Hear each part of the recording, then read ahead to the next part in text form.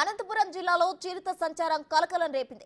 సెట్టూరు మండలం చిన్నంపల్లిలో గొర్రెల మందపై చిరుత దాడి చేసింది. చిరుత దాడిలో లక్ష్మణ్కు చెందిన ఓ గొర్రె మరణించింది. ఘటనాస్థలికి వెళ్లిన అటవీ శాఖ అధికారులు నష్టపరిహారం చెల్లిస్తామన్నారు. చిరుత కోసం గాలింపు చర్యలు చేపట్టినట్లు తెలిపారు. కాగా చిరుత సంచారంతో గ్రామస్తులు భయాందోళనకు గురవుతున్నారు.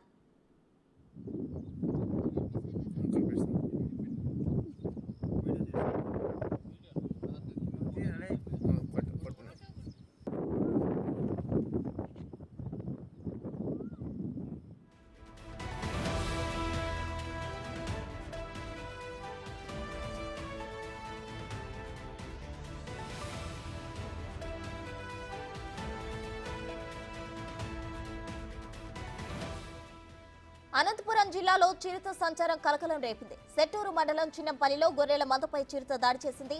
చిరుత దాడిలో లక్ష్మణ్కు చెందిన ఓ గొర్రె మరణించింది. ఘటనాస్థలికి వెళ్లిన అటవీ శాఖ అధికారులు నష్టపరిహారం చెల్లిస్తామన్నారు. చిరుత కోసం గాలింపు చర్యలు చేపట్టినట్లు తెలిపారు. కాగా చిరుత సంచారంతో గ్రామస్తులు భయాందోళనకు గురవుతున్నారు.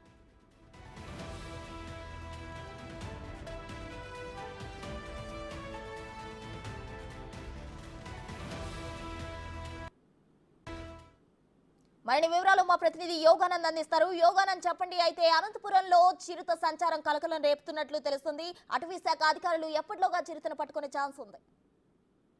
ఉమ్మడి అనంతపురం జిల్లాలో చిరుతల సంచారం అధికమైంది. గతంలో అనేక సార్లు చిరుతల ఊర్లోకి వచ్చి గ్రామాల్లోకి వచ్చి దాడి చేసినప్పటికీ ఇంతవరకు కూడా వాటిని అటవీ శాఖ అధికారులు కానీ రెవెన్యూ అధికారులు కానీ పోలీసులు ఎవరు కూడా పట్టించుకోకపోవడంతో అవి యథేచ్ఛగా గ్రామాల్లోకి వస్తూ పశువుల పైన మనుషుల పైన దాడి చేస్తున్నాయి.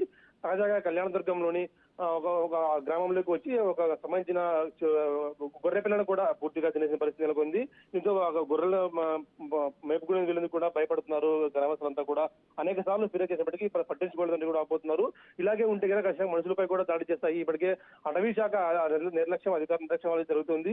అడవులు పూర్తిగా నిర్మూలిస్తున్నా కూడా వాటిని అడ్డుకోవడం విఫలమవుతున్నాం. అందుకే గ్రామాల్లోకి వస్తున్నట్టు కూడా పెద్ద ఎత్తున ఆరోపిస్తున్నప్పటికీ చర్యలు తీసుకోవడం, ఇప్పటికైనా కనీసం చర్యలు తీసుకుంటే గ్రామాల్లోకి రాకుండా ఉంటాయంటూ కూడా వాపోతున్నారు. Prasuna. Right, thank you Yoganand.